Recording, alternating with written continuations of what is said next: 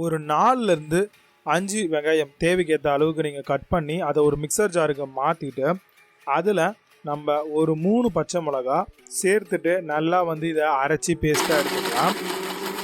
இந்த அளவுக்கு நம்ம அரைச்சிருந்தாலே போதுமானது. இப்போ ஸ்டவ் ஆன் பண்ணி கடாய் வச்சு கடாய் காஞ்சதும் அதில் ஒரு 50 கிராம் அளவுக்கு எண்ணெய் ஊற்றிக்கோங்க. 1 ஸ்பூன் அளவுக்கு கடுகு சேர்த்துக்கோங்க. கடுகு நல்லா பொரிஞ்சு வந்தோடனே கருவேப்பிலை ஒரு 2 கொத்து சேர்த்துக்கோங்க. இப்போ அரைச்சிக்கூடிய அந்த வெங்காய பேஸ்ட்டை அந்த எண்ணெயில் போட்டு நல்லா வதக்குங்க.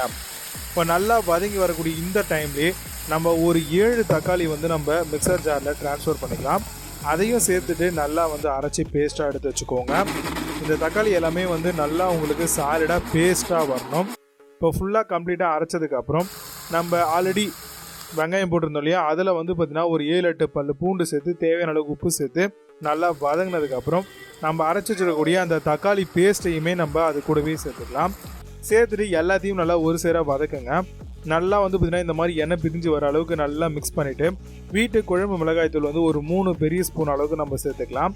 சேர்த்துட்டு அதையும் பார்த்திங்கன்னா நல்லா மிக்ஸ் பண்ணி விடுங்க.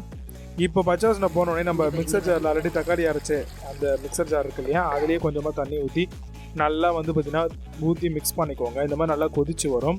இப்போ எவ்வளோ தண்ணி தேவையோ அந்த அளவுக்கு ஊற்றிக்கோங்க. ஊற்றிட்டு நல்லா பார்த்திங்கன்னா மிக்ஸ் பண்ணி விட்டுருங்க. இப்போ ஆல்மோஸ்ட் பார்த்திங்கன்னா நம்மளுக்கு இந்த தக்காளி தொக்கு ரெடி ஆகிடுச்சு. நல்லா இந்த மாதிரி திக்காக வரும். எவ்வளோ திக்னஸ் வேணுமோ அதுக்கேற்ற மாதிரி தண்ணியை மட்டும் அட்ஜஸ்ட் பண்ணிக்கோங்க. இப்போ ஆல்மோஸ்ட் ரெடி ஆகிடுச்சு. இது அப்படியே நம்ம சூடாக இட்லி கூட சர்வ் பண்ணலாம். ரொம்பவே சூப்பராக இருக்குது அந்த அரைச்சி விட்ட தக்காளி தொக்கு.